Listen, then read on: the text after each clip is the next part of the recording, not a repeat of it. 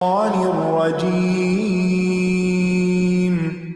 بسم الله الرحمن الرحيم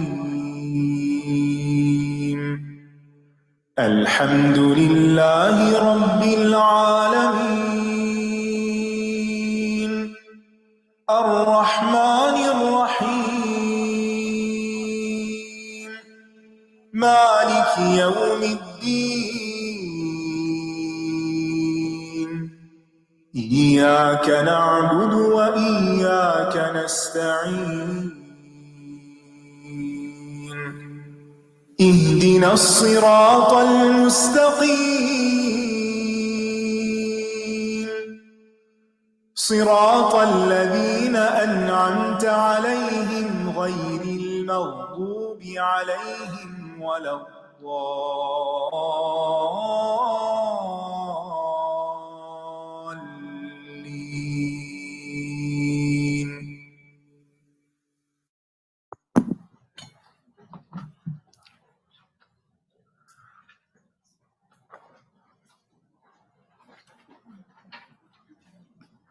السلام علیکم ورحمۃ اللہ وبرکاتہ۔ کیا حال ہے سب کا؟ الحمدللہ۔ نحمده ونصلی علی رسولہ الکریم، اما بعد فاعوذ باللہ من الشیطان الرجیم، بسم اللہ الرحمن الرحیم، رب اشرح لی صدری ویسر لی امری واحلل عقدۃ من لسانی یفقہوا قولی۔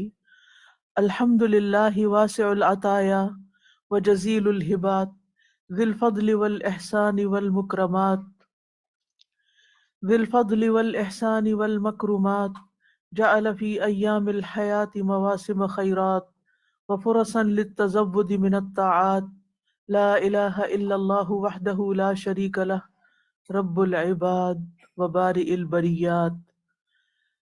تمام قسم کی حمد اللہ کے لیے ہے جس کے عطیات وسیع ہیں، جس کی نوازشیں بہت بھاری اور عظیم ہیں، جو صاحب فضل اور صاحب احسان ہے اور کرم نواز ہے۔ اس نے زندگی میں نیکیوں کے موسم بنائے اور اس نے ہمیں ایسے مواقع عطا فرمائے جس میں ہم نیکیوں کا زیادہ سے زیادہ زاد راہ جمع کر سکتے ہیں۔ اللہ کے سوا کوئی معبود نہیں، وہ اکیلا ہے، اس کا کوئی شریک نہیں، وہ بندوں کا رب ہے اور تمام مخلوقات کو پیدا کرنے والا ہے۔ آج ہم انشاءاللہ عشرہ ذو الحجہ کی فضیلت کے بارے میں کچھ باتیں پڑھیں گے۔ اس میں سے بہت سی باتیں آپ نے پہلے بھی سن رکھی ہوں گی، لیکن وقت کے گزرنے کے ساتھ ساتھ ہم جانتے ہوئے بھی انجان ہو جاتے ہیں، ہمیں وہ باتیں یاد نہیں رہتی، تو مناسب معلوم ہوتا ہے کہ ان ایام کے آنے سے پہلے، اس مہینے کے آنے سے پہلے ہم ان باتوں کو پھر سے دہرا لیں اور نیکیاں کرنے کے لیے تیار ہو جائیں۔ اس کے بارے میں قرآن مجید کی جن آیات سے استدلال کیا جاتا ہے وہ سورۃ الفجر کی آیت نمبر 1 سے 5 ہیں۔ ارشاد باری تعالیٰ ہے، بسم اللہ الرحمن الرحیم والفجر وليال عشر والشفع والوتر والليل إذا يسر هل في ذلك قسم لذي حجر۔ قسم ہے فجر کی، قسم ہے فجر کی اور 10 راتوں کی، اور جفت اور طاق کی، اور رات کی جب وہ چلتی ہے، یقیناً اس میں عقل والے کے لیے بڑی قسم ہے۔ یہاں اللہ سبحانہ وتعالی فجر کی اور 10 راتوں کی قسم کھا رہے ہیں۔ اللہ سبحانہ وتعالی انہی چیزوں کی قسم کھاتے ہیں جن کی کوئی اہمیت ہوتی ہے۔ ان کی اہمیت کیا ہے؟ وہ دراصل اللہ سبحانہ وتعالی کا ہم پر فضل ہے اور احسان ہے کہ اس نے ہمیں نیکیوں کے، اپنی اطاعت کے، اچھے کام کرنے کے ایسے اوقات رکھے، ایسے موسم رکھے کہ جن سے ہم بھرپور فائدہ اٹھا سکیں۔ اپنے رب کا قرب پانے کے لیے ایک دوسرے سے آگے بڑھیں۔ خوش نصیب ہے وہ جو ان اوقات سے، ان مواسم سے فائدہ اٹھائے اور انہیں ایسے ہی نہ گزرنے دے۔ ہم دیکھتے ہیں اپنے چاروں طرف کہ اللہ تعالیٰ نے اپنی مخلوقات کے اندر ان کے درمیان کچھ فرق رکھا ہے، بعض کو بعض پر درجات میں بلندی عطا کی ہے۔ اللہ سبحانہ وتعالیٰ نے بعض دنوں، بعض راتوں، بعض مہینوں کو دوسرے دنوں، راتوں اور مہینوں پر فضیلت دی ہے۔ تو اللہ سبحانہ وتعالیٰ نے ذو الحجہ کے پہلے 10 دنوں کو دنیا کے بہترین ایام قرار دیا ہے، اور ان 10 دنوں میں سے قربانی کے دن کو سب سے افضل بنایا ہے۔ اور عمومی طور پر ہم دیکھتے ہیں کہ ہفتے کے 7 دنوں میں جمعہ کا دن زیادہ افضل ہے، اور راتوں میں سے رمضان کی راتیں اور خاص طور پر عشرہ اواخر کی راتیں سب سے افضل ہیں، اور ان میں سے لیلۃ القدر کی رات سب سے افضل ہے۔ مہینوں میں رمضان کا مہینہ سب سے افضل ہے۔ اور جہاں تک عشرہ ذو الحجہ کا تعلق ہے تو اللہ تعالیٰ نے ان 10 دنوں کی قسم کھائی، کیونکہ یہ عشرہ نیکیوں اور اجر و ثواب کے اعتبار سے عام دنوں کے مقابلے میں بہت اہم ہے۔ سب سے پہلے اللہ سبحانہ تعالیٰ نے فجر کی قسم کھائی ہے، والفجر، کیونکہ فجر کا وقت دن کا آغاز ہو رہا ہوتا ہے، روشنی پھوٹ رہی ہوتی ہے۔ پھر اس کے بعد راتوں میں سے 10 راتوں کی، یعنی ذو الحجہ کی 10 راتوں کی قسم کھائی ہے، اور پھر ہر ایون اور آڈ کی قسم کھائی ہے۔ ابن کثیر کہتے ہیں کہ 10 راتوں سے مراد ذی الحجہ کا پہلا عشرہ ہے، جیسا کہ ابن عباس، ابن زبیر، مجاہد اور ان کے علاوہ بہت سے علماء نے یہی بات کہی ہے۔ ان 10 دنوں کی فضیلت اور ان 10 دنوں میں عمل کرنا دن اور رات دونوں میں عام ہے، یعنی عربی میں رات کا لفظ بھول کر صرف رات مراد نہیں لی جاتی، بلکہ اس میں دن خود بخود شامل ہو جاتا ہے۔ لیکن اگر صرف رات کی بات کی جائے تو وہ رمضان کی آخری 10 راتیں جو ہیں وہ زیادہ افضل ہیں ان دنوں سے، اور ذو الحجہ کے آخری دن رمضان کے آخری 10 دنوں سے افضل ہیں، کیونکہ یہ دن، یعنی یہ ذو الحجہ کی یہ جو عشرہ ہے، کیونکہ یہ دن یوم النحر، یوم عرفہ اور یوم الترویہ پر مشتمل ہے۔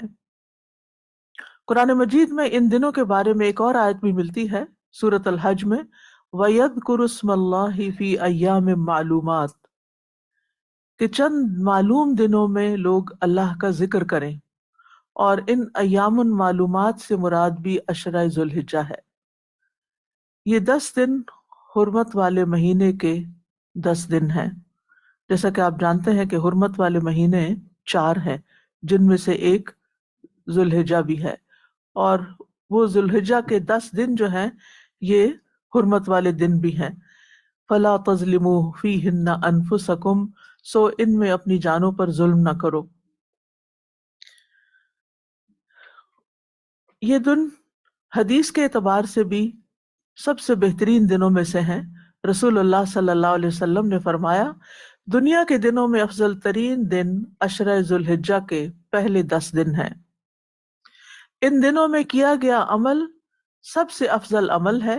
نبی صلی اللہ علیہ وسلم نے فرمایا، ان دنوں میں کیے گئے عمل سے افضل کوئی عمل نہیں، یعنی عشرہ ذو الحجہ کے دنوں سے۔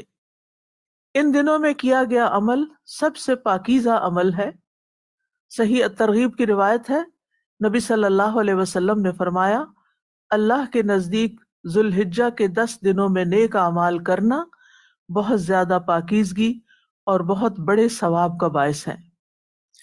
ان دنوں میں فرائض اور نوافل کا اجر بھی باقی دنوں کی نسبت بڑھ جاتا ہے، یعنی ان 10 دنوں میں جو بھی فرض اور نفل نماز آپ پڑھیں گے یا صدقہ خیرات کریں گے وہ عام دنوں کے مقابلے میں زیادہ اجر و ثواب پائے گا۔ ان دنوں میں اگر آپ روزے رکھتے ہیں تو سال کے باقی دنوں میں روزے رکھنے سے زیادہ افضل ہے۔ ابن عباس کہتے ہیں کہ نبی صلی اللہ علیہ وسلم نے فرمایا، جو عمل ان 10 دنوں میں کیا جائے اس کے مقابلے میں دوسرے دنوں کا کوئی عمل افضل نہیں ہے۔ لوگوں نے عرض کیا کیا جہاد بھی اس کے برابر نہیں؟ آپ نے فرمایا جہاد بھی ان کے برابر نہیں، سوائے اس شخص کے جس نے اپنی جان اور اپنے مال کو خطرے میں ڈالا اور کوئی چیز واپس لے کر نہ لوٹا، یعنی وہ شہید ہو گیا وہیں پر۔ لہٰذا ان دنوں میں ہمیں زیادہ سے زیادہ نیکی کے کاموں کی طرف توجہ کرنی چاہیے۔ الحمدللہ رمضان کا مہینہ آتا ہے تو ہم سب اس سے پہلے ہی اس کی تیاری شروع کر دیتے ہیں، لک فارورڈ کرتے ہیں، انتظار میں ہوتے ہیں۔ پھر رمضان آتا ہے، پھر ہم روزے رکھتے ہیں، ذکر اذکار کرتے ہیں، تلاوت کرتے ہیں، زیادہ قرآن مجید پڑھنے کا اہتمام کرتے ہیں، راتوں کو نوافل زیادہ پڑھتے ہیں، تراویح کی شکل میں، قیام اللیل کی شکل میں، تہجد کی شکل میں۔ صدقہ خیرات عام دنوں سے کہیں زیادہ بڑھ جاتا ہے، لیکن بہت سے لوگ ان 10 دنوں کی فضیلت سے غافل رہتے ہیں اور ان 10 دنوں میں وہ کام نہیں کرتے جو انہیں کرنا چاہیے۔ تو خواہ حقوق العباد میں سے کچھ ہو یا پھر حقوق اللہ میں سے ہو، ہمیں اپنے اعمال کو عام دنوں کی نسبت نیک اعمال کو زیادہ کرنا ہے۔ اگر دیکھا جائے تو اس عشرے میں بڑی بڑی عبادات جمع ہو جاتی ہیں۔ ابن حجر رحمہ اللہ فرماتے ہیں باقی دنوں کی نسبت ان دنوں کی فضیلت کا ایک سبب یہ بھی ہو سکتا ہے کہ اس میں بڑی بڑی عبادات جمع ہو جاتی ہیں، جیسے نماز، روزہ، صدقہ، حج۔ عبادات کا یہ اجتماع باقی ایام میں نہیں ہوتا، یعنی رمضان میں ہم نماز، روزہ اور صدقہ خیرات تو کرتے ہیں، عمرہ بھی کر لیتے ہیں، لیکن حج نہیں ہوتا۔ تو ان دنوں میں باقی سارے کام بھی ہو جاتے ہیں اور حج بھی ہو جاتا ہے۔ اور حج جو ہے وہ اسلام کے ارکان میں سے عظیم رکن ہے۔ الحج اشہر معلومات، اور حج کے چند مہینے جو معلوم ہیں اور ان میں شوال، ذوالقعدہ اور ذوالحجہ کے پہلے 10 دن ہیں، اور حج مبرور کی جزا جو ہے وہ جنت ہے۔ حدیث میں آتا ہے کہ حج مبرور کا صلہ تو صرف جنت ہی ہے۔ حج مبرور وہ حج ہوتا ہے جو نیکیوں سے بھرپور ہو، بر نیکی کو کہتے ہیں نا، یعنی جس میں گناہ نہ کیے جائیں۔ ان 10 دنوں میں یوم الترویہ بھی ہے جو حج کے احرام باندھنے کا دن ہے۔ جابر بن عبداللہ کہتے ہیں کہ انہوں نے نبی صلی اللہ علیہ وسلم کے ساتھ حج کیا۔ آپ نے صحابہ سے فرمایا کہ بیت اللہ کے طواف اور صفا مروہ کی سعی کے بعد اپنا احرام کھول ڈالو، بال ترشوا لو، یوم الترویہ تک برابر اسی حال میں رہو، اور پھر یوم الترویہ میں مکہ ہی سے حج کا احرام باندھو۔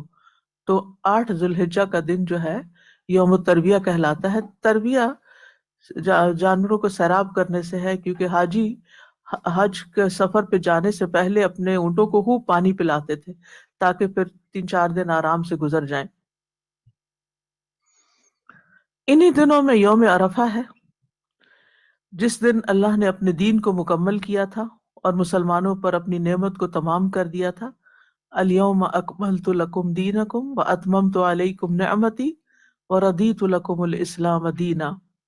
آج میں نے تمہارے لیے تمہارا دین کامل کر دیا، تم پر اپنی نعمت پوری کر دی، اور تمہارے لیے اسلام کو دین کی حیثیت سے پسند کر لیا۔ اللہ تعالیٰ عرفہ والوں پر فخر فرماتا ہے۔ مسند احمد کی روایت میں آتا ہے بے شک اللہ عز و جل عرفہ کی شام اہل عرفہ کی وجہ سے اپنے فرشتوں کے سامنے فخر فرماتا ہے اور کہتا ہے کہ میرے ان بندوں کو دیکھو جو میرے پاس پراگندہ حال اور غبار آلود ہو کر آئے ہیں۔ یعنی حاجیوں کا حج عرفہ کے دن ہوتا ہے، جیسے کہ حدیث میں آتا ہے الحج عرفہ، کہ حج تو عرفہ ہی کے دن ہوتا ہے۔ تو وہ دن اگرچہ حاجیوں کے لیے خاص ہے، لیکن ہم بھی جہاں کہیں ہوں اسی وقت پر دعاؤں کی خوب کثرت کر دیں۔ یہ دن آگ سے آزادی کا دن ہے، عرفہ کا دن جو ہے، اور یہ بھی اسی عشرے میں ہوتا ہے۔ رسول اللہ صلی اللہ علیہ وسلم نے فرمایا اللہ تعالیٰ عرفہ کے دن سے زیادہ کسی دن اپنے بندوں کو دوزخ سے آزاد نہیں کرتا، اور اللہ اپنے بندوں کے قریب ہوتا ہے۔ پھر فرشتوں کے سامنے اپنے بندوں پر فخر کرتے ہوئے فرماتا ہے کہ یہ سارے بندے کس ارادے سے آئے ہیں، اور سب کس لیے جاتے ہیں حج کرنے، تاکہ گناہوں کی معافی ہو جائے، جہنم سے آزادی ہو جائے، تو وہ ان کا مقصد پورا ہو جاتا ہے۔ یہ حاجیوں اور غیر حاجیوں کی معافی کا دن ہے۔ نبی صلی اللہ علیہ وسلم نے فرمایا تمہارا دوپہر کے بعد عرفات میں کھڑے ہونا تو اللہ تعالیٰ آسمان دنیا پر نازل ہوتا ہے اور فرشتوں سے تم پر فخر کرتا ہے، فرماتا ہے کہ میرے بندے میرے پاس کھلے اور گہرے راستے سے پراگندہ حالت میں آئے ہیں جو میری رحمت اور جنت کے امیدوار ہیں، بس اگر تمہارے گناہ ریت کے ذروں یا بارش کے قطروں یا سمندر کی جھاگ کے برابر بھی ہوں تو میں انہیں بخش دوں گا۔ یعنی حج کا اتنا بڑا فائدہ ہے، اور ساتھ ہی فرمایا میرے بندو لوٹ جاؤ، تم بخش دیے گئے ہو، اور ان کی بھی مغفرت ہے جن کی تم نے سفارش کی۔ یعنی حج کے موقع پر جن کے لیے تم نے دعائیں کی ان کی بھی بخشش ہو جائے گی۔ لیکن عام طور پر جب کوئی حاجی جاتا ہے اور ہم سے پوچھتا ہے کہ ہم آپ کے لیے کیا دعا کریں، ہم کیا بتاتے ہیں؟ ساری دنیا کی دعائیں بتاتے ہیں، آخرت سے متعلق نہیں کہ اللہ ہماری بخشش کر دے اور ہمیں وہاں جہنم کی آگ سے بچا لے۔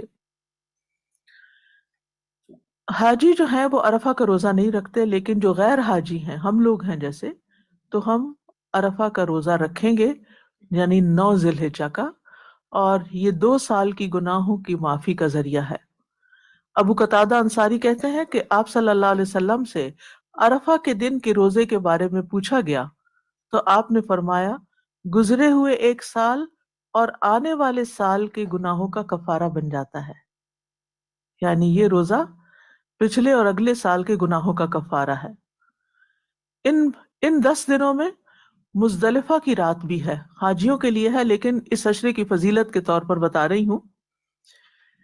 اور عرفات سے جب حاجی واپس لوٹتے ہیں تو رات مزدلفہ میں گزارتے ہیں، اور مزدلفہ کی رات جب نماز وغیرہ پڑھ کے سو جاتے ہیں اس رات آرام کرنا ہوتا ہے، کیونکہ 10 تاریخ بہت مصروف ترین دن ہوتا ہے حاجیوں کے لیے، تو صبح کے وقت کثرت سے ذکر اذکار کرتے ہیں حاجی۔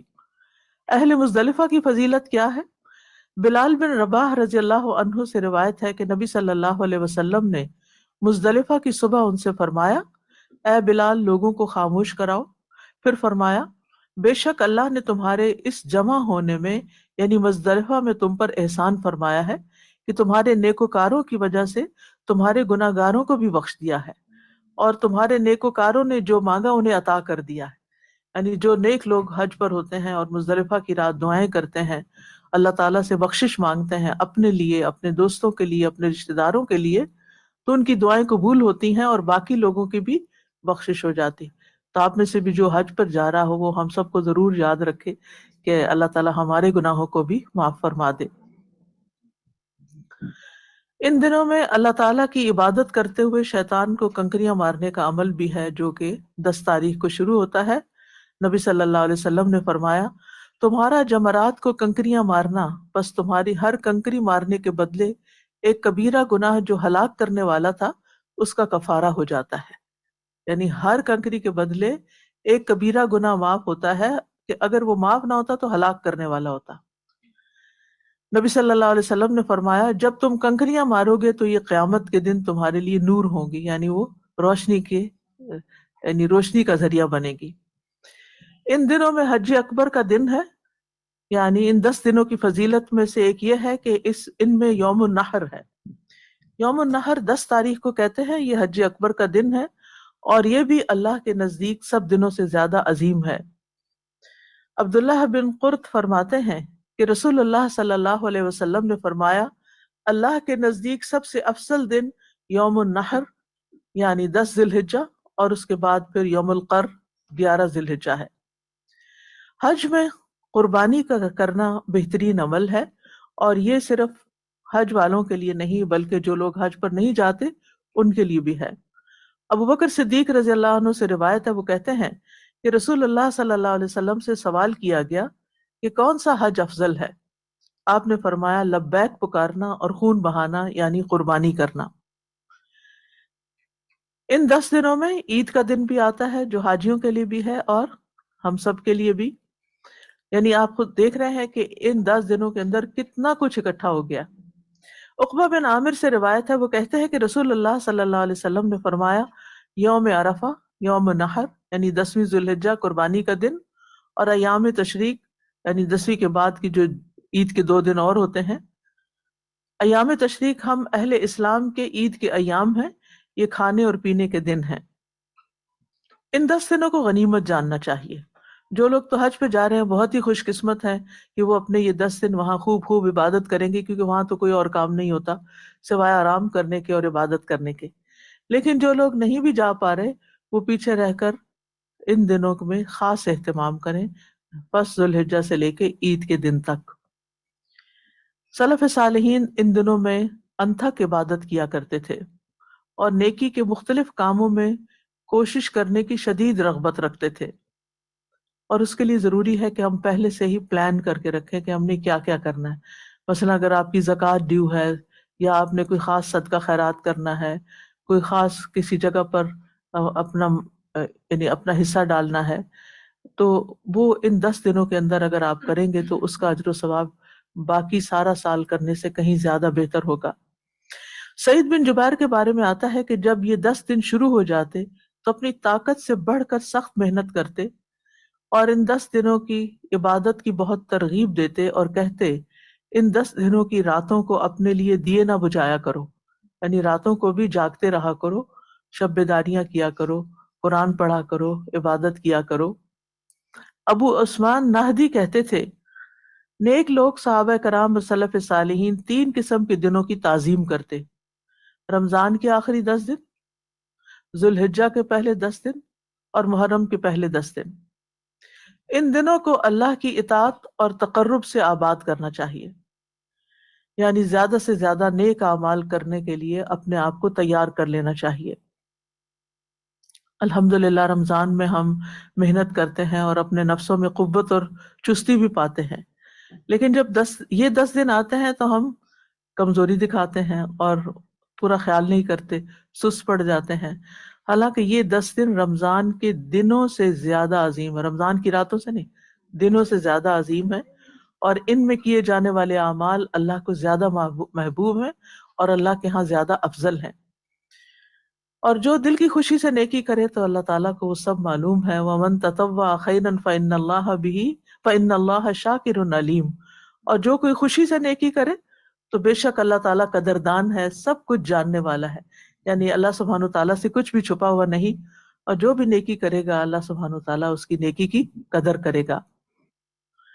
لہٰذا ہر طرح کا فرض، واجب، مستحب کام، کوئی بھی نیکی کا چھوٹا یا بڑا کام جو ہے وہ کرنا چاہیے، کیونکہ ان کا اجر کئی گنا زیادہ بڑھ جاتا ہے، اور گناہوں کی معافی کا ذریعہ بھی ہیں یہ دن.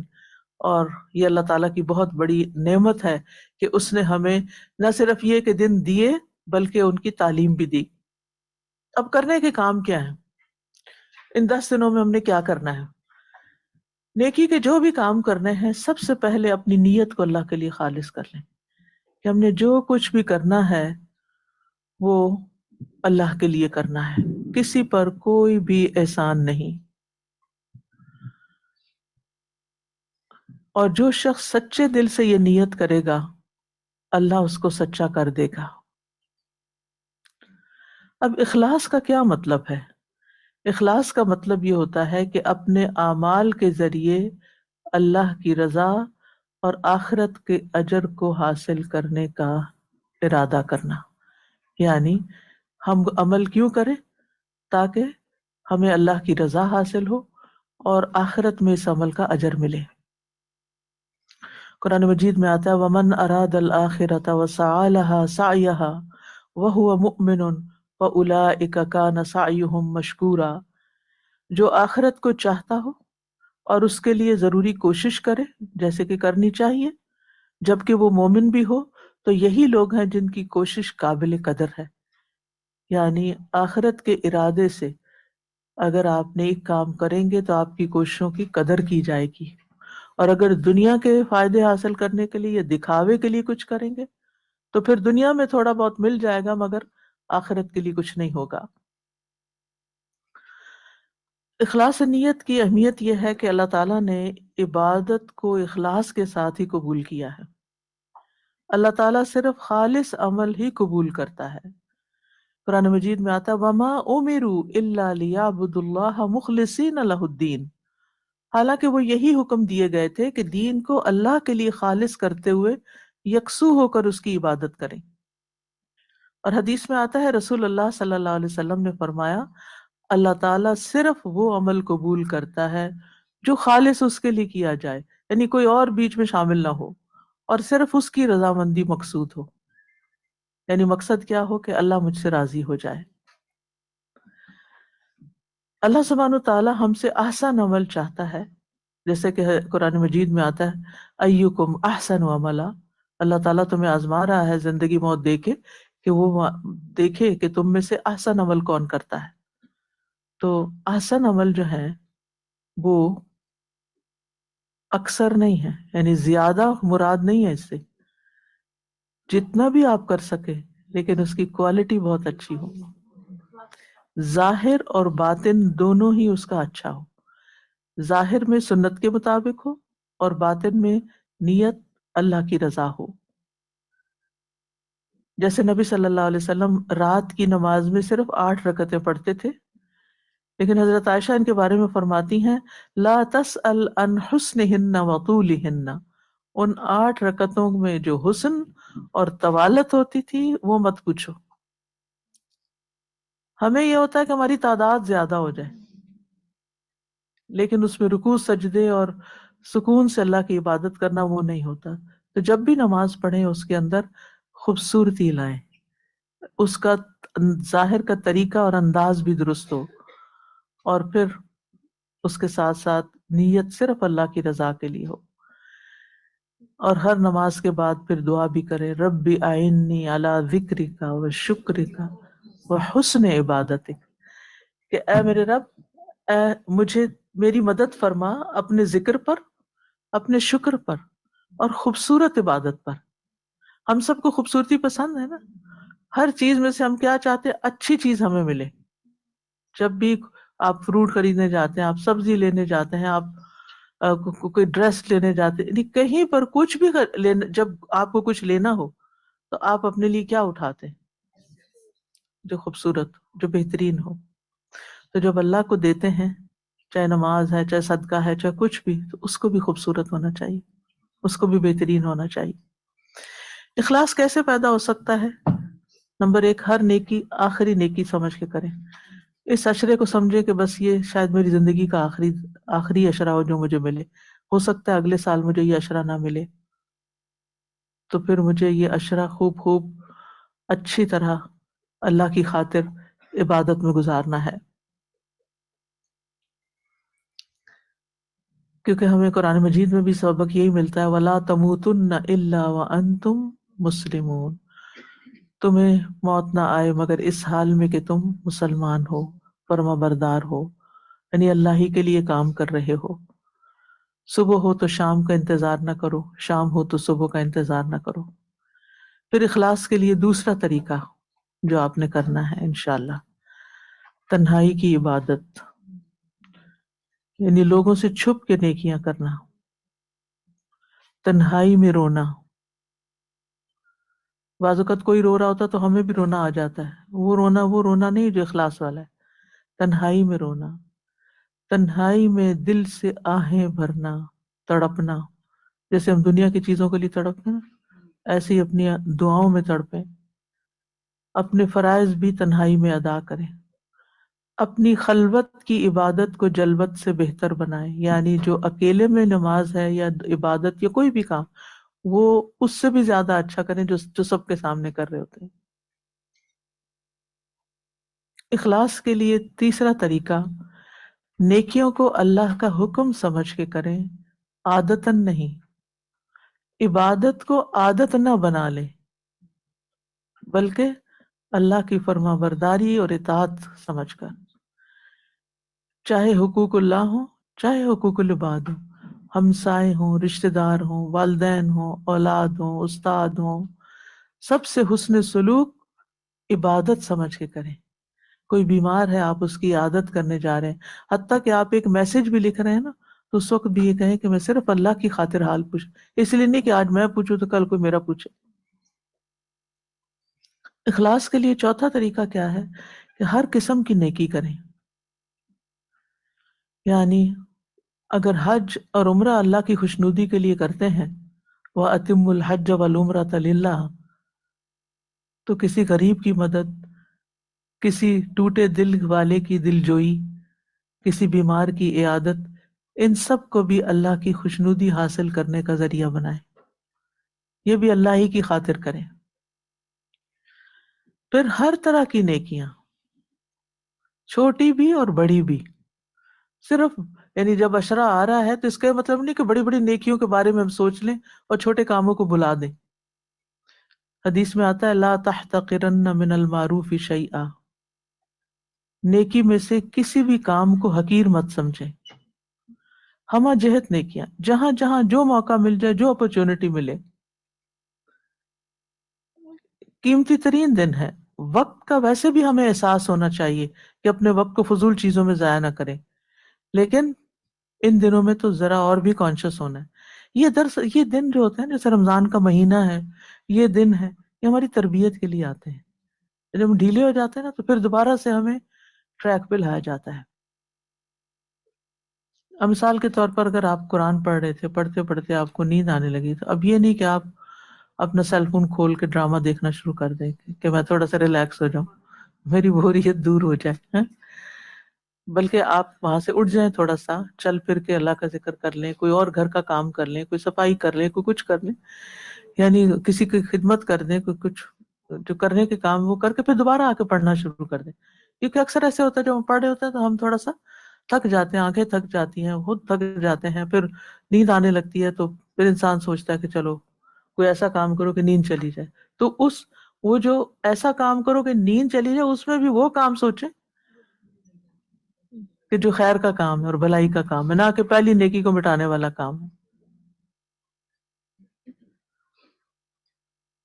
میں جب یونیورسٹی میں تھی تو خود ہی اپنے کپڑے دھونے ہوتے تھے اور سارے کام خود کرنے ہوتے تھے، تو میں اپنے کاموں کو اس طرح جمع رکھتی تھی اپنی پڑھائی کے ارد گرد کہ پڑھتی رہتی تھی، جس وقت میں سمجھتی تھی میں تھوڑی سی تھک گئی ہوں، بور ہو رہی ہوں، تو اٹھ کے جا کے کپڑے بھگو کے آ جاتی تھی، دھوتی نہیں تھی، صرف بھگو دیتی تھی۔ اتنے پانی میں ہاتھ شاتھ ڈالے، ادھر ادھر برتن چیز اٹھائی رکھی کیا، تو نیند بھاگ گئی، پھر پڑھنا شروع کر دیا، پھر تھوڑا سا وہ سستی آنے لگی تو پھر جا کے ان کو مل کے رکھ دیا، پھر دوبارہ پھر تو میں صرف بریکس میں، کیونکہ وہ میرا پرائم ٹائم جو ہے وہ کپڑے دھونے میں نہیں لگے بلکہ وہ پڑھنے میں لگے، اور یہ وقفوں میں فرصت یعنی اپنی تھکاوٹ دور کرنے، پڑھائی کی تھکاوٹ دور کرنے کے لیے وہ کام کر لیں۔ تو اسی طرح نہانا دھونا بھی اور باقی صفائی، کمرے کی صفائی اور باقی چیزوں کی، وہ بھی میں ایسے وقت میں کرتی تھی جب تھک جاتی تھی۔ جب اسی طرح جب آپ کو پتا بیک ہوم بعض اوقات ہاتھوں سے کپڑے دھونے پڑتے ہیں اور فلی آٹومیٹک مشینیں نہیں ہوتی، تو اس میں ویک میں صرف ایک دن رات کو سونے سے پہلے دھوتی تھی، تاکہ میں تھکوں تو سو جاؤں، اچھی سی نیند سو جاؤں۔ صبح صبح نہیں دھونے، کیونکہ تھک کے تو سارا دن اور کوئی کام نہ ہو۔ تو اس طرح اپنے اوقات کو منظم کو آپ یہ دیکھیں کہ آپ کی پرائرٹی کیا ہے، کون سا کام آپ کی زندگی میں زیادہ عام ہے، اس کو سب سے زیادہ ٹاپ پر رکھے، پہلے وہ کر لیں۔ ہم کیا کرتے ہیں، اچھا سارے کام کر کے پھر آرام سے نماز پڑھیں گے، وہ پھر آرام ہی ہو جاتا ہے، پھر نماز میں سونے لگ جاتے ہیں، پھر دو لفظ ہی پڑھ کے سو جاتے ہیں۔ اللہ ہی کی دی ہوئی ہر چیز۔ اخلاص کا پانچواں طریقہ، اپنی عبادت پر مطمئن نہ ہو، یعنی جو کر لیا اس کو کافی نہ سمجھیں، ان لوگوں سے اپنے آپ کو کمپیئر نہ کریں جو کچھ نہیں کر رہے۔ ہو سکتا ہے آپ کے ہسبینڈ گھر میں بیٹھ کے کچھ اور ہی کر رہے ہوں اور آپ نیوز دیکھتے جائیں وہی بار بار ریپیٹڈلی تبصرے ادھر ادھر، اب آپ دیکھ کے کڑ رہے ہیں، اور آپ ایک دفعہ آتے ہیں کہتے ہیں بند کریں اس کو، عشرہ ذوالحجہ ہے۔ تو ٹھیک ہے، آپ ان کو پیمفلٹ لے جائیں گھر، ان کو پڑھنے کے لیے دے جائیں، پھر دے دیں، وہ آپ سے زیادہ سمجھدار ہیں، ان کی اپنی چوائس ہے، اگر وہ کر لیں تو بہت اچھا ہے، لیکن اگر نہیں تو اپنا ٹیمپرامنٹ خراب نہیں کریں، اور اپنی زبان سے کوئی ایسا لفظ نہیں نکالیں، یا اپنا ایٹیٹیوڈ ایسا نہیں دکھائیں کہ جس کی وجہ سے گھر میں بدمزگی ہو۔ آپ اپنی عبادت میں لگ جائیں اور اس پر مطمئن نہ ہو۔ آپ ایسے لوگوں سے اپنے آپ کو کمپیئر کریں جو ہم سے آگے ہوں۔ اہل جنت بھی، جنت میں جانے والے بھی دنیا میں گزرے ہوئے ان اوقات پر حسرت کریں گے جو دنیا میں انہوں نے اللہ کے ذکر کے بغیر گزار دی۔ اوہ، یعنی جب انہیں یاد آئے گا نا کہ فلاں وقت بھی تھا میرے پاس تو چپ کر کے گاڑی چلا رہی تھی، اپنا منہ ہلا لیتی ساتھ اور ذکر کرتی جاتی، یا کوئی تلاوت سن لیتی، یا کوئی اور اچھی بات کر دیتی، یا کسی کی مدد کر دیتی، تو جنت میں بھی پہنچ کے ان کو حسرت ہوگی کہ ہم یہ اچھا کام کر لیتے تو آج اس سے بھی اوپر کے درجوں میں ہوتے، لیکن وہاں رہ کے تو نہیں بڑھیں گے، وہ تو دنیا میں ہی بڑھا سکتے ہیں۔ والذین یؤتون ما آتوا وقلوبهم وجلة انہم الی ربہم راجعون، اور جو لوگ دیتے ہیں جو کچھ بھی وہ صدقہ دیتے ہیں جبکہ ان کے دل لرزتے ہیں اس بات سے کہ بے شک وہ اپنے رب کی طرف لوٹنے والے ہیں۔ پھر سچی توبہ کرنا، کیوں؟ یعنی کرنے والے کاموں میں پہلے تو اپنی نیت خالص کر لی، ٹھیک ہے اللہ کے لیے کرنا سب، اب کوئی بھی نیک کام شروع کرنے سے پہلے توبہ کرنی ہے، اس لیے کہ گناہ نیکیوں میں رکاوٹ بن جاتے ہیں، گناہوں کی وجہ سے نیکی کے کاموں میں سستی آ جاتی، ہم اچھے بھلے نیکی کے کام کوئی مستقل کر رہے ہوتے ہیں، سال ہر سال کرتے ہیں، پھر کوئی ایسا گناہ کرتے ہیں کہ جس کی وجہ سے انہی نیکیوں کی توفیق چھن جاتی ہے۔ لوگ کہتے ہیں نا ہمیں استقامت نہیں ہوتی، پتہ نہیں میرے سے یہ کام کیوں چھوٹ گیا ہے، میں یہ اچھا بھلا کام کرتی تھی اب مجھ سے رہ گیا ہے۔ ضرور سوچیں کہ کوئی غلط کام تو نہیں کیا، کوئی حرام کام تو نہیں کیا، کسی ایسے لغو اور لہو میں تو مشغول نہیں ہو گئے کہ جس کی وجہ سے دل سخت ہو گیا اور اب نیکی کی مجلسوں میں دل ہی نہیں لگتا۔ تو اس لیے سابقہ گناہوں پر یا جو موجودہ کر رہے ہیں، چاہے وقت ضائع کرنا ہے، چاہے فضول چیزیں دیکھنا ہے، یا غیر ضروری کاموں میں مصروف ہونا ہے جو کہ ہماری آخرت میں کوئی فائدہ نہیں دینے والے، تو ان پر توبہ کریں، اللہ سے معافی مانگیں اور واپس پلٹیں۔ یعنی سابقہ گناہوں پر ندامت، پھر جو کر رہے ہیں ان کو چھوڑنا اور آئندہ نہ کرنے کا پکا عہد کرنا۔ اور ویسے بھی اللہ تعالیٰ ہم سب کو ہی حکم دیتے ہیں وَتُوبُوا إِلَى اللَّهِ جَمِيعًا أَيُّهَا الْمُؤْمِنُونَ لَعَلَّكُمْ تُفْلِحُونَ، تم سب اللہ کے حضور توبہ کرو اے ایمان والو تاکہ تم فلاح پا سکو، یعنی کامیاب ہونے کے لیے توبہ استغفار ضروری ہے۔ وَسَارِعُوا إِلَى مَغْفِرَةٍ مِّن رَّبِّكُمْ وَجَنَّةٍ عَرْضُهَا السَّمَاوَاتُ وَالْأَرْضُ أُعِدَّتْ لِلْمُتَّقِينَ، اور ایک دوسرے سے بڑھ کر اپنے رب کی طرف بخشش کی طرف دوڑو، اور اس جنت کی طرف دوڑو جس کی چوڑائی آسمانوں اور زمین کے برابر ہے، ڈرنے والوں کے لیے تیار کی گئی ہے۔ حدیث میں آتا ہے ہر انسان خطا کار ہے اور بہترین خطا کار وہ ہیں جو توبہ کرنے والے ہیں۔ علامہ ابن قیم کہتے ہیں توبہ کی منزل سب سے پہلی، درمیانی اور سب سے آخری منزل ہے، بس بندہ اس سے علیحدہ نہیں ہو سکتا، اس کو اپنی موت تک اسی میں قائم رہنا چاہیے۔ اگر وہ کسی اور منزل کی طرف کوچ کرتا ہے تو وہ توبہ کی منزل سمیت کوچ کرے گا اور اسی کے ساتھ پڑاؤ کرے گا۔ تو یہ توبہ بندے کا آغاز اور اس کی انتہا ہے۔ توبہ کی بندے کو آخری عمر تک، آخری دن تک ضرورت رہتی ہے، جیسے ابتدا میں ضرورت ہے ویسے ہی آخر میں بھی، یعنی ہر بندہ خطا کار ہے نا، تو جوان ہو تب بھی توبہ کرے۔ وہ کہتا ہے نا در جوانی توبہ کردن شیوہ پیغمبری است، فارسی کا ایک جملہ ہے جس کا مطلب ہے جوانی میں توبہ کر لینا پیغمبروں کا شیوہ ہے، یعنی پیغمبروں کے ٹریٹس میں سے ہے۔ تو جب بھی انسان کو احساس ہو کہ یا دل بھاری ہو یا بوجھل ہو یا نیکی کرنے کو دل نہ چاہتا ہو یا نیکی کرنے کا موقع ہاتھ سے جا رہا ہو، تو پھر توبہ استغفار شروع کرے کہ یا اللہ تو میرے لیے راستہ کھول دے اور جو رکاوٹیں ہیں میری دور کر دے۔ حافظ ابن رجب کہتے ہیں جو شخص توبہ کے بغیر صبح یا شام کرتا ہے وہ خطرے میں ہے، کیونکہ ڈر ہے کہ اگر وہ توبہ کے بغیر اللہ سے ملاقات کرے گا تو اس کو ظالموں کے گروہ میں کھڑا کیا جائے گا۔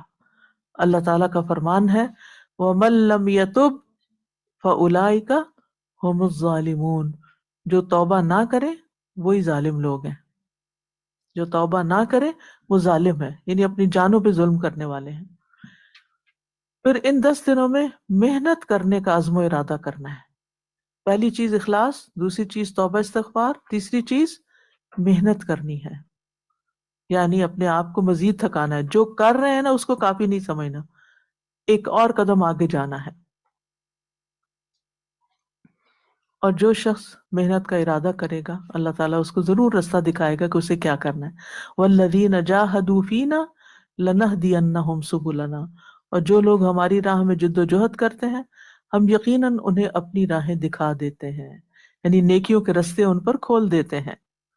اور دنیا میں نیکیوں میں جلدی کرنے والے جنت کی طرف بھی جلدی پہنچیں گے، جنت میں بھی سبقت کریں گے، کیونکہ اللہ تعالیٰ فرماتے ہیں ان الذین هم من خشیۃ ربهم مشفقون والذین هم بآیات ربهم یؤمنون والذین هم بربهم لا یشرکون والذین یؤتون ما آتوا وقلوبهم وجلة انہم الی ربهم راجعون اولئک یسارعون فی الخیرات وہم لها سابقون۔ بے شک وہ لوگ جو اپنے رب کے خوف سے ڈرنے والے ہیں، وہ جو اپنے رب کی آیات پر ایمان رکھتے ہیں اور جو اپنے رب کے ساتھ شریک نہیں کرتے، اور وہ کہ انہوں نے جو کچھ دیا اس حال میں دیا کہ ان کے دل ڈرنے والے ہوتے ہیں، اور یہ کہ یقیناً وہ اپنے رب ہی کی طرف لوٹنے والے ہیں۔ یہ لوگ ہیں جو نیک کاموں میں جلدی کرتے ہیں اور یہی ان کی طرف آگے نکلنے والے ہیں، یعنی جن کے دلوں میں خشیت ہوتی ہے، نیکی کر کے بھی ڈرتے ہیں، وہ پھر نیکیوں میں آگے جاتے ہیں۔ جو نیکی کر کے مطمئن ہو جاتے ہیں نا، ہاں اتنا کچھ کر لیا ہم نے، اتنا پڑھ لیا، اتنا دے دیا، اتنا سب کچھ، اب آرام کرو، نہیں، وہ پھر آرام میں کام ڈھونڈ لیتے ہیں۔ تو نیکیوں میں آگے بڑھنے والے ہی مقربون میں ہوں گے۔ والسابقون السابقون اولئک المقربون فی جنات النعیم ثلۃ من الاولین وقلیل من الآخرین۔ اور جو پہل کرنے والے ہیں وہی آگے بڑھنے والے ہیں۔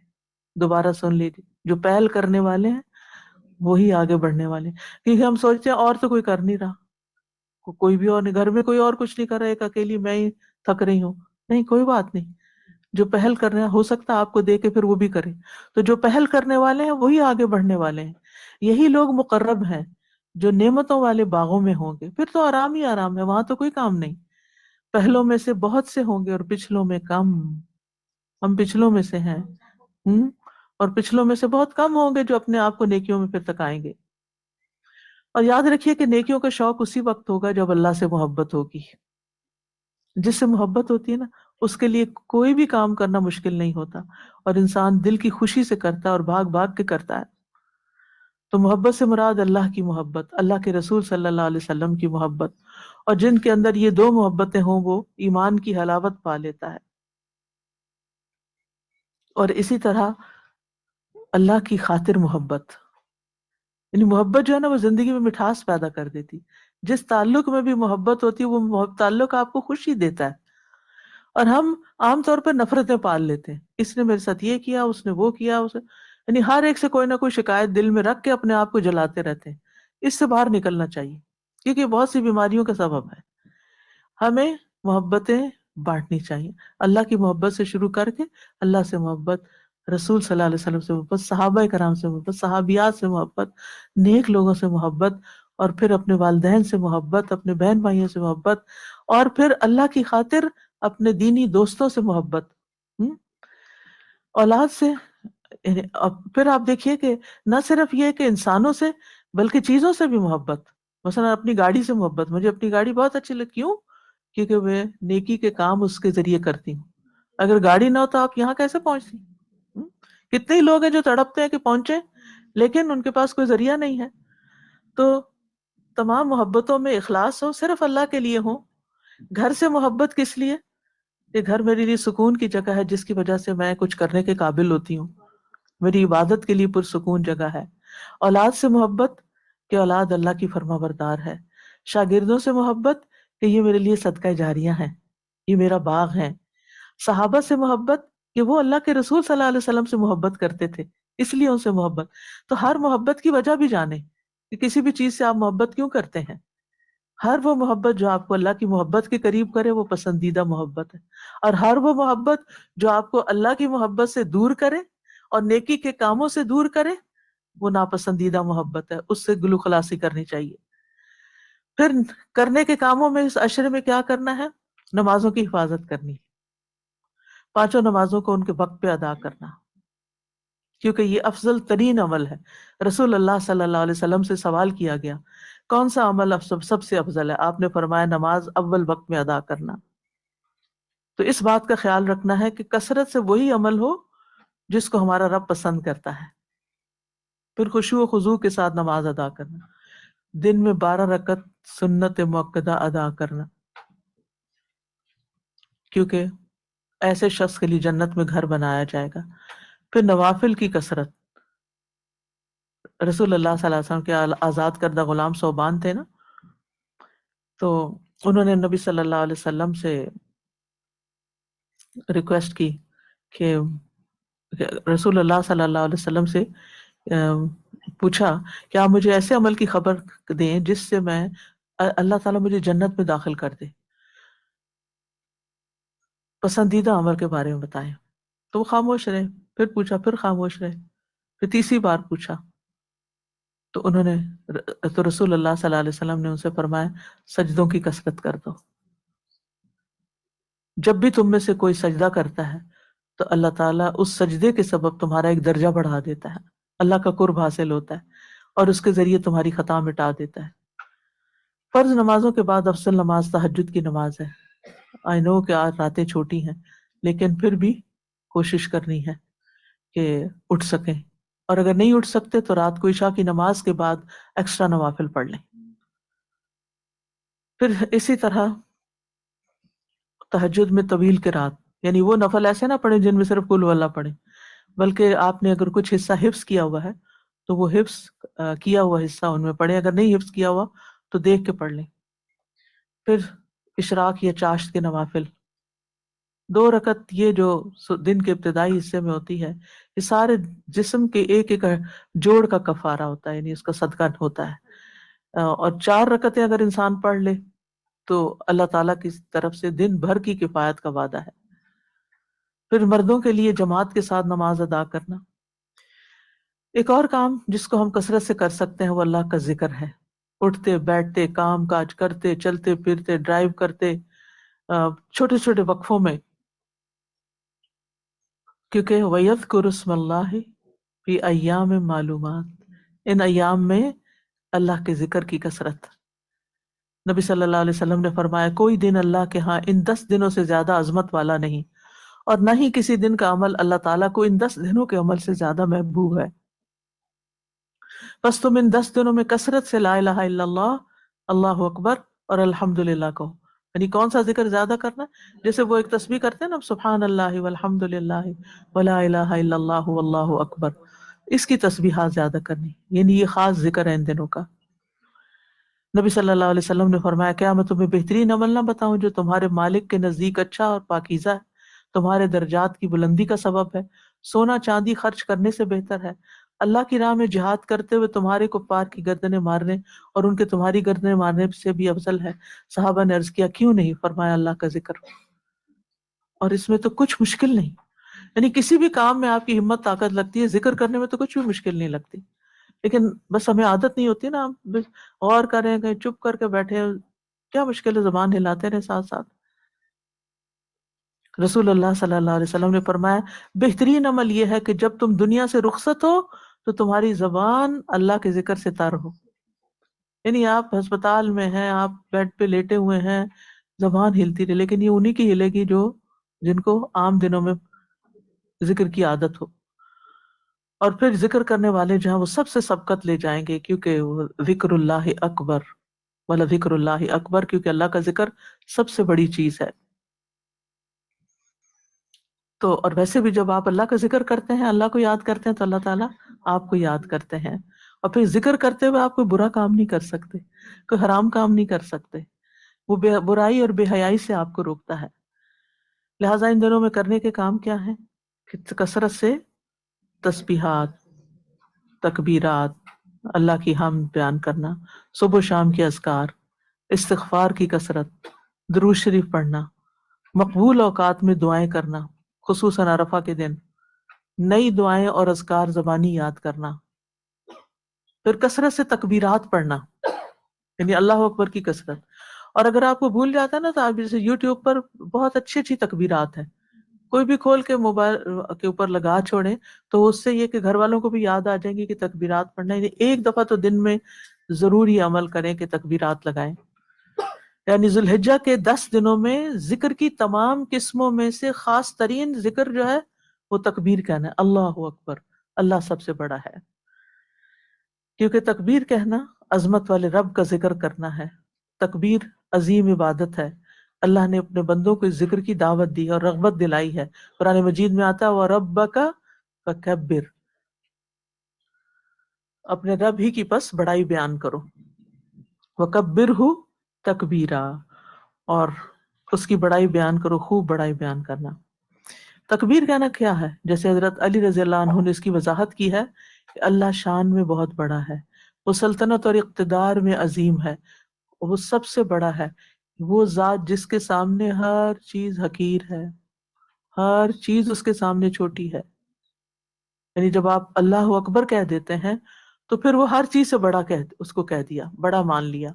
وہ آپ کی مصروفیات، آپ کے کام، آپ کے مال، آپ کی زندگی، آپ کے ازواج، آپ کی اولاد، آپ کے والدین اور آپ کی ہر چیز سے بڑا ہے، ہر کام سے بڑا ہے، ہر چیز سے بڑا ہے.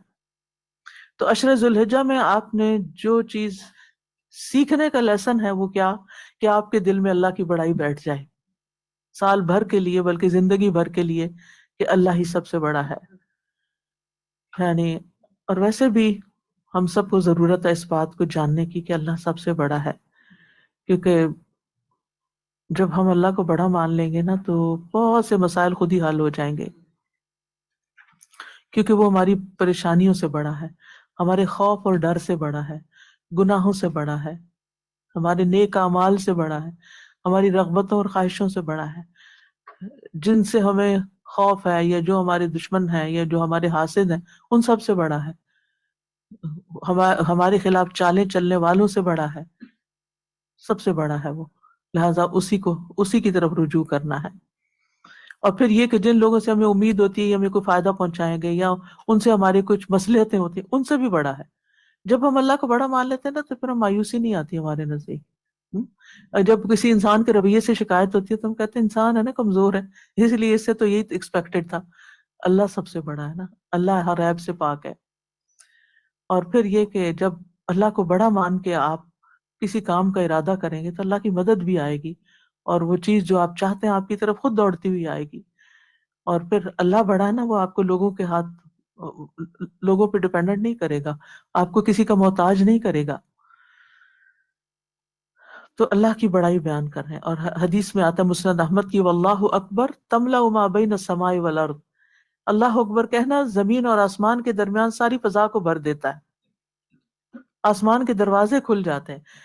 ایک شخص نبی صلی اللہ علیہ وسلم کے ساتھ صحابہ نماز پڑھے تھے تو ابن عمر کہتے ہیں کہ جماعت میں سے ایک آدمی نے کہا اللہ اکبر کبیرہ والحمد للہ کثیرہ وسبحان اللہ بکرۃ واصیلا. تو نماز کے بعد آپ نے پوچھا کہ یہ کلمات کس نے کہے، کون ہے یہ؟ تو ایک شخص نے کہا کہ اللہ کے رسول صلی اللہ علیہ وسلم میں ہوں. آپ نے فرمایا مجھے تعجب ہوا کہ اس کے لیے آسمان کے دروازے کھولے گئے، یعنی اس نے ایک کلمہ پڑھا تو آسمان کے دروازے کھولے گئے. ابن عمر کہتے ہیں کہ اس کے بعد میں نے ان کلمات کو کبھی چھوڑا ہی نہیں، ہر نماز میں پڑھے. تو جب آپ سبحانک اللہ پڑھتے ہیں نا ساتھ یہ بھی پڑھ لیا کریں. صحابہ اور تابعین بھی ان ایام میں کثرت سے تکبیرات پڑھتے. حضرت ابن عمر اور ابو ہریرہ ان 10 دنوں میں بازار کی طرف نکل جاتے، دونوں تکبیرات پڑھتے، لوگ ان کی تکبیر سن کر تکبیر کہتے. اور محمد بن علی نفل نمازوں کے بعد بھی تکبیر کہتے تھے، یعنی نفل پڑھے پھر ویسے بھی ہم سلام پھیر کے اللہ اکبر تو کہتے ہیں لیکن پھر زیادہ ریپیٹ کر سکتے ہیں. پھر یہ ہے کہ خواتین بھی تکبیرات پڑھتی تھیں. عمر رضی اللہ عنہ منا میں اپنے خیمے کے اندر تکبیر کہتے تو مسجد میں موجود لوگ سنتے وہ تکبیر کہتے، ان کو سن کے بازار والے سنتے وہ تکبیر کہتے. سارا منا اس زمانے میں بغیر لاؤڈ سپیکر کے تکبیرات سے گونج اٹھتا تھا. آج آپ دیکھتے ہیں حاجی جاتے ہیں کوئی تکبیرات نہیں پڑھ رہا ہوتا اور کوئی کچھ نہیں کر رہا ہوتا. اور اس میں آپ دیکھیے کہ یہ آپ نے دیکھا ہوگا پیمفلٹ، اس میں یہ تکبیرات لکھی ہوئی ہیں، اس کو اس طرح ڈیزائن کیا گیا تھا کہ اندر کرنے کے کاموں کا ریمائنڈر ہے اور سامنے اس کے فضیلت کی حدیثیں ہیں اور اینڈ میں اللہ اکبر کی تکبیرات ہیں. آپ اپنے گھر میں یہاں پن لگا کے دیوار پہ لگا چھوڑیے تاکہ آتے جاتے آپ کو نظر آئے اور آپ تکبیرات پڑھیں. اور زیادہ سے زیادہ یہ پیمفلٹ لے کے یہاں سے لوگوں کو بانٹیں تاکہ لوگوں کو پتہ چلے کہ یہ عشرہ کتنا اہم ہے، اس میں کرنے کے کام کیا ہیں اور سب سے افضل ذکر کون سا ہے ان دنوں میں کرنے کا. اس کے علاوہ بھی آپ دیکھیں کہ کچھ مزید کارڈز بھی ہیں اور جو لوگ حج پہ جا رہے ہیں ان کو دینے کے لیے یہ خوبصورت تحفہ ہے اور انشاءاللہ اور جو نہیں بھی جا رہے ان کو بھی دے سکتے ہیں تاکہ پڑھ کے ان کو بھی شوق آ جائے. اور پھر آپ دیکھیے کہ گھر میں بھی آپ جیسے بلند آواز سے خوبصورت انداز میں اللہ اکبر کبیرہ والحمد للہ کثیرہ پڑھتے رہیں تاکہ دوسروں کو بھی یاد آ جائے. اور تکبیرات کے مسنون الفاظ مختلف طرح کے ہیں، لیکن اگر باقی نہیں بھی آتے تو جو ہم کلاس میں پلے کرتے ہیں یہ تو سبھی کو آتے ہیں، یہ تو آپ پڑھ ہی سکتے ہیں. اللہ اکبر لا الہ الا اللہ واللہ اکبر اللہ اکبر وللہ الحمد. پھر یہ کہ ان دنوں میں خوب خوب دعائیں مانگنی ہیں. جب جب کوئی نیکی کرے 7 دعا مانگے، اور قبولیت کے اوقات میں رات کے آخری پہر میں دعا اور استغفار کا اہتمام. پھر دوسروں کے لیے بھی دعائیں، زندوں کے لیے بھی اور مردوں کے لیے بھی، اپنے تمام رشتہ داروں کے لیے. اور ہمارے پاس اپنے خاندان کا شجرہ نسب ہے کہ اوپر سے نا، تو میں جب اس کو کبھی کبھی دیکھتی ہوں، اس کو میں دیکھتی ہوں تو کہتا ہے یہ سارے فوت ہو گئے ہیں، ان کو تو پتہ ہی نہیں کہ ہم کون ہیں، لیکن ہمیں پتہ ہے یہ کون ہے. تو ان سب کو دعائیں چاہیے ہوگی نا، کیونکہ وہ فوت ہو گئے، ان کی اولاد پھر ان سے سارے فوت ہو گئے. ابھی ہم زندہ ہیں اپنی باری میں، تو ہم ان سب کے لیے دعا کریں. تو اپنے تمام آباء و اجداد کے لیے جو اوپر تک ہے سب کے لیے دعائیں، سب مومنوں کے لیے. لیکن ہوتا ہی ہے نا، جب آپ بچوں کو الگ خاص کرتے ہیں، دوستوں کو خاص کرتے ہیں، اپنے پیرنٹس کو خاص کرتے ہیں، رشتے داروں کو خاص کرتے ہیں، تو اس دعا میں ایک اور ہی لطف پھر آ جاتا ہے. اپنے استادوں کے لیے، اپنے شاگردوں کے لیے، سب مسلمانوں کے لیے. جی انشاءاللہ. قرآن کی تلاوت کثرت سے کریں، یعنی ان 10 دنوں میں اللہ سے تجارت کریں. اور ہر حرف پہ 10 نیکیاں ہیں. اور نفلی اعمال میں سب سے افضل عمل ہے تلاوت قرآن کی کثرت. غموں کا علاج ہے، سکون کا ذریعہ ہے. اور اگر ہو سکے تو ان 10 دنوں میں ایک پورا قرآن ختم کر لیں، اگر ممکن ہو تو. پیچھے لگ جائے تو انسان پر اٹھتے بیٹھتے کر ہی لیتا ہے. پھر یہ ہے کہ اپنے فارغ اوقات میں تلاوت ضرور سنیں، مختلف قراء کی. اپنے حفظ کی دہرائی کر لیں، نئی صورتیں کچھ حفظ کر لیں. قرآن مجید کا ترجمہ اور تفسیر پڑھیں، کلاسز اٹینڈ کریں، معنی پر غور و فکر کریں، دوسروں تک قرآن کا پیغام پہنچائیں. اپنے گھروں میں کلاسز کریں، اپنے نیبرز کو 2-3 لوگ مل کے قرآن کلاس شروع کر لیں. خود پڑھا سکتے ہیں تو ترجمہ پڑھائیں، یاد کریں، حفظ کروائیں. تجوید آتی ہے تو وہ سکھائیں، اور اگر نہیں تو ساتھ ہی کوئی آڈیو کیسٹ لگا کے جیسے فہم القرآن کی پورے قرآن کا ترجمہ گزار لیں. تو گھر گھر کو قرآن مرکز ہونا چاہیے، کیونکہ بعض اوقات اگر آپ نکل نہیں سکتے تو پھر ہوتا کیا ہے کہ قرآن سے تعلق ختم ہے. اور اتنی بڑی فضیلت ہے کہ وَمَجْتَمَعَ قَوْمٌ فِي بَيْتٍ مِّن بُيُوتِ اللَّهِ يَتْلُونَ كِتَابَ اللَّهِ وَيَتَدَارَسُونَهُ بَيْنَهُمْ إِلَّا وَنَزَلَتْ عَلَيْهِمُ الرَّحْمَةُ. کہ جب بھی اللہ کے گھروں میں سے کسی گھر میں لوگ جمع ہوتے ہیں اور اللہ کی کتاب پڑھتے اور پڑھاتے ہیں تو ان پر رحمت نازل ہوتی ہے، فرشتے ان کو ڈھانپ لیتے ہیں اور سکینت ان پہ چھا جاتی ہے. تو حفتہم الملائکہ. تو ضروری ہے کہ ہم اس طرف بھی توجہ کریں کہ اجتماعی عبادت کریں سب کے ساتھ میں، کچھ انڈیویجولز ہوں گی اور کچھ جمع. پھر صدقے کی کثرت، عام دنوں سے زیادہ. اگر زکوٰۃ دینی ہے تو وہ ان دنوں میں حساب کر کے دے دیں. اور نفلی صدقات بھی، کیونکہ صدقہ بری موت سے بچاتا ہے، گناہوں کو گرا دیتا ہے، رب کے غضب کو بجھا دیتا ہے، برکت کا ذریعہ بنتا ہے، مال میں اور رزق میں اضافے کا ذریعہ بنتا ہے. اور ان دنوں میں کیا جانے والا صدقہ باقی دنوں سے زیادہ فضیلت والا ہوتا ہے. لہٰذا ہر روز کچھ نہ کچھ صدقہ کرنا ہے، چاہے کیش میں چاہے کائنڈ میں. ایک کھجور کا بھی صدقہ آپ کریں گے تو بہت بڑا اجر ہوگا. پھر 700 گنا اجر ملتا ہے جس نے اللہ کے راستے میں کوئی چیز خرچ کی. اور اللہ کے راستے سے مراد جو ہے کہ جیسے دین کی تعلیم میں آپ خرچ کرتے ہیں، چاہے قرآن کی تعلیم میں اسٹوڈنٹس کو اسپانسر کرنا ہے یا ٹیچرس کو اسپانسر کرنا ہے یا اس جگہ کے لیے آپ کو کچھ کرنا ہے، تو فی سبیل اللہ خرچ کرنے میں $1 آپ خرچ کرتے ہیں تو 700 اور اس سے بھی زیادہ بن جاتا ہے.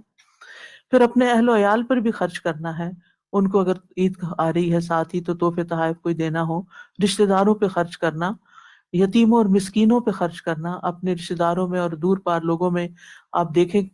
پھر طالب علموں پہ خرچ کرنا. انس بن مالک کہتے ہیں کہ نبی صلی اللہ علیہ وسلم کے زمانے میں 2 بھائی تھے، ایک نبی صلی اللہ علیہ وسلم کی خدمت میں آتا اور تعلیم حاصل کرتا، اور دوسرا بھائی کماتا. چنانچہ کمانے والے بھائی نے اپنے دوسرے بھائی کے بارے میں نبی صلی اللہ علیہ وسلم سے شکایت کی، تو آپ نے فرمایا شاید کہ تم اس کی وجہ سے رزق دیے جاتے ہو. یعنی یہ مت سوچو کہ جو تعلیم حاصل کر رہا ہے وہ بیکار ہے اور اس کے کرنے کا کوئی کام نہیں اور تم زیادہ نیکی کر رہے ہو. تو ہو سکتا ہے کہ تم اس پہ خرچ کرتے ہو تو اس کی وجہ سے تمہارے مال میں اضافہ ہے. اسی طرح اپنی زائدہ ضرورت چیزیں جو ایکسٹرا ہیں وہ بھی گھر سے آپ نکال سکتے ہیں. پھر روزے رکھنا، اور خصوصاً 9 ذی الحجہ کا روزہ رکھنا، یوم عرفہ کا روزہ، کیونکہ نبی صلی اللہ علیہ وسلم نے فرمایا میں اللہ سے امید کرتا ہوں کہ وہ گزشتہ 1 سال اور آئندہ 1 سال کے گناہوں کا کفارہ ہو جائے گا۔ زیادہ سے زیادہ نفلی روزے، جو تو 9 دن کے پورے روزے رکھ سکتے ہیں وہ سارے ہی رکھ لیں، اور جن کو نہیں تو وہ منڈے تھرسڈے کا روزہ رکھ لیں، یا اگر قضا روزے آپ کے رہتے ہیں اور رمضان میں پورے نہیں ہوئے تو وہ آپ رکھ سکتے ہیں۔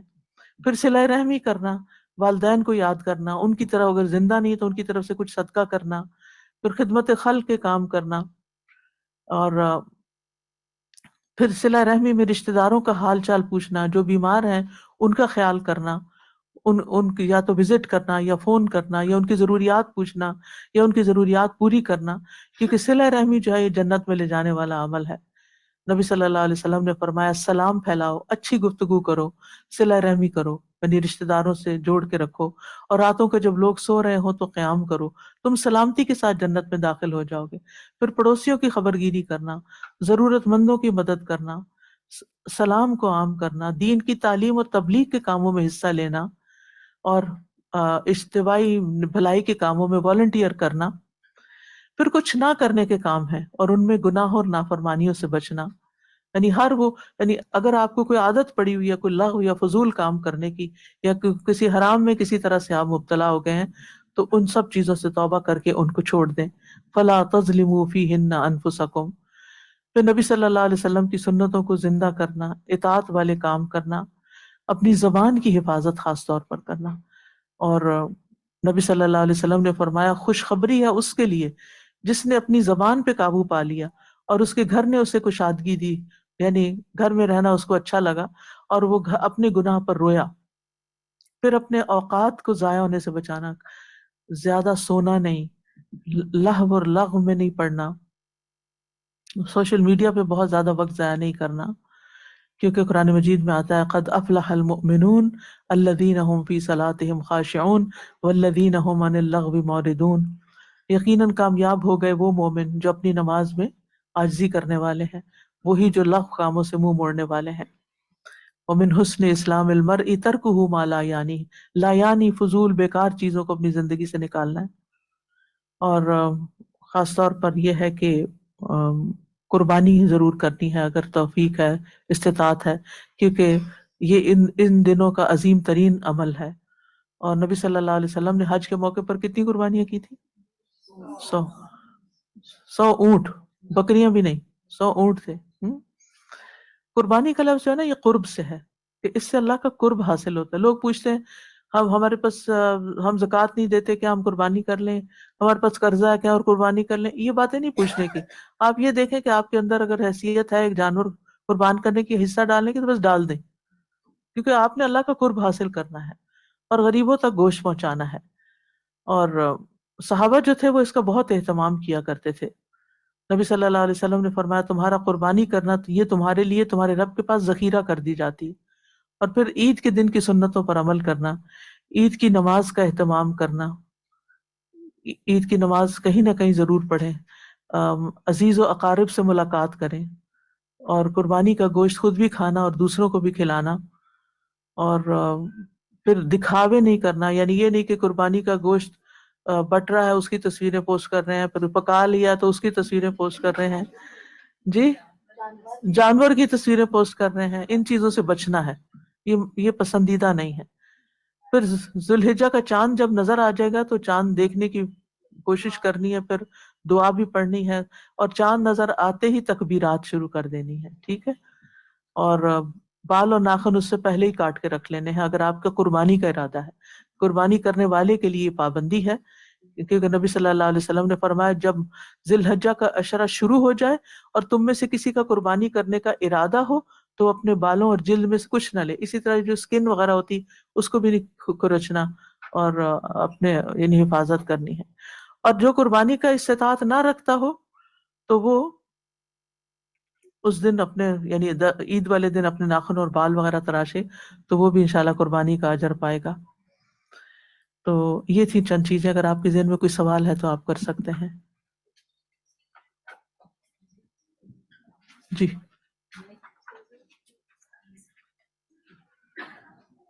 جی ناہید بولی۔ ہم بیک ہوں قربانی دیتے ہیں تو وہ تھوڑا سا کنفیوژن ہوتا ہے کہ ہماری نماز ان کے لیے ویٹ کرنا ہوتا ہے قربانی کا، تو کبھی وہاں دوسرے دن بھی ہوتی ہے قربانی، تو پھر اس کا کیا سچویشن؟ کوئی بات نہیں، آپ اپنی یعنی اپنے یہاں پر عید وغیرہ پڑھ کے اور اپنے بال کاٹ لیں، کوئی حرج۔ We don't have to wait کہ ان کا کوئی خبر آئے گی تو اس سے پہلے۔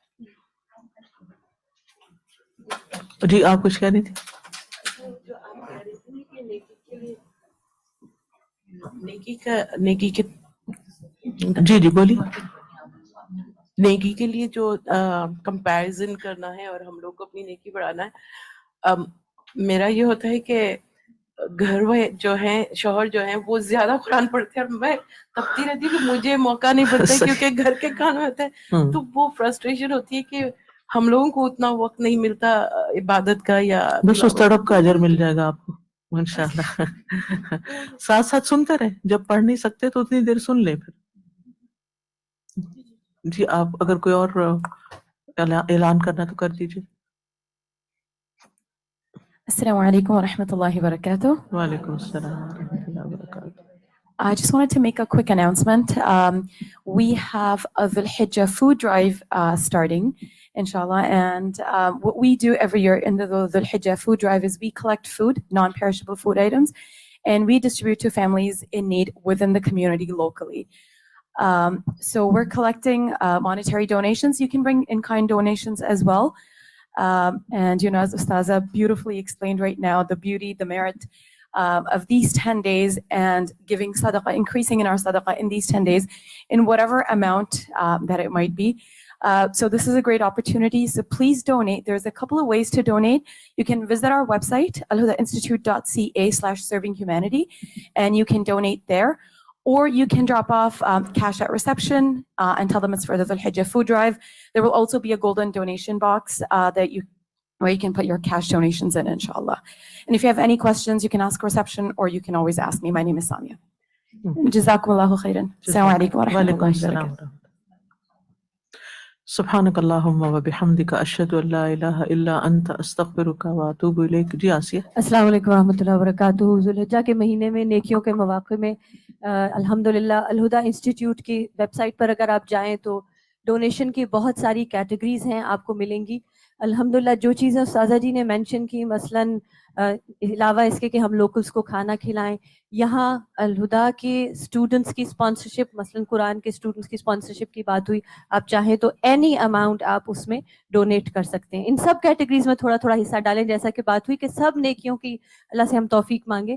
حفظ القرآن کے اسٹوڈنٹس ہیں جن میں اسپانسرشپ کی ضرورت ہے، پھر اس کے علاوہ مسجد مینٹیننس ہے، اور خاص طور پہ ذو الحجہ میں ہم ٹارگٹ کر رہے تھے کیونکہ بہت ساری بہنیں پوچھتی ہیں کہ کہاں ہم حصہ ڈالیں، کیا چیز میجر ہے، تو ہم الحمدللہ الہدا انسٹیٹیوٹ کی جو مسجد ہے یہاں پر اس کا کارپیٹ ریپلیس کرنے کا پروگرام ہے۔ ظاہر ہے کہ ایک بہت بڑا ایریا ہے تو اس کا ایک بہت بڑا ہدف بھی ہے، لیکن انشاءاللہ ہم سب مل کر اس ہدف کو اچیو کر سکتے ہیں۔ ہوپ فلی آج لیٹ نائٹ یا کل مارننگ تک وہ مسجد کارپیٹ کی آپشن اس ڈونیشن کیٹیگری میں آ جائے گی اور ہم سب انشاءاللہ اس میں حصہ ڈالیں گے۔ پھر اس کے علاوہ ابلاغ، خاص طور پہ جیسے دیکھیں کہ یہاں کی ٹیکنالوجی سے ریلیٹڈ، مارکیٹنگ سے ریلیٹڈ، خواہ وہ کورسز ہوں اور ان کے فلائرز کمیونٹی میں ڈسٹریبیوٹ ہو رہے ہوں، یا وہ ہماری ٹیکنالوجی کی جو بھی نیڈز ہیں ان پہ ایکسپینس سرو ہو رہا ہو، ہماری ویب سائٹ، ہمارا سرور، یہ تمام کے تمام ایکسپینسز ہیں جس سے دنیا بھر کے لوگ فائدہ اٹھاتے ہیں۔ ماشاءاللہ اردو اور انگلش کی تمام کلاسز دنیا بھر میں نہ صرف لائیو جاری ہوتی ہیں بلکہ اس کی ریکارڈنگز پہ ملٹیپل کورسز ہو رہے ہوتے ہیں، ہمیں تو معلوم بھی نہیں، ہم کاؤنٹ بھی نہیں کر سکتے کہ کہاں کہاں الحمدللہ سے فائدہ ہو رہا ہے۔ تو اگر آپ اس میں جو بھی حصہ ڈالیں گے انشاءاللہ وہ صدقہ جاریہ کا ایک ایسا ایونیو ہے جس کا انشاءاللہ قیامت کے دن ہم سب اپنے اعمال نامے میں کچھ حصہ دیکھیں گے۔ اللہ تعالیٰ کی رضا کے لیے ان تمام ایفرٹس میں حصہ ڈالیے۔ پھر اس کے علاوہ جو بھی نیکی کے پروگرامز یہاں پہ ہو رہے ہیں، مثلا استاذہ جی کے دروس ہو رہے ہیں، اردو انگلش کے کورسز ہو رہے ہیں، ان کے فلائرز بھی آپ لوگوں کو دیں تو انشاءاللہ یہ نیکی کا حصہ ہے۔ بارک اللہ فیکم۔ السلام علیکم ورحمۃ اللہ وبرکاتہ۔ اللہ اکبر اللہ اکبر اللہ اکبر لا الہ الا اللہ اللہ اکبر اللہ اکبر وللہ الحمد اللہ اکبر اللہ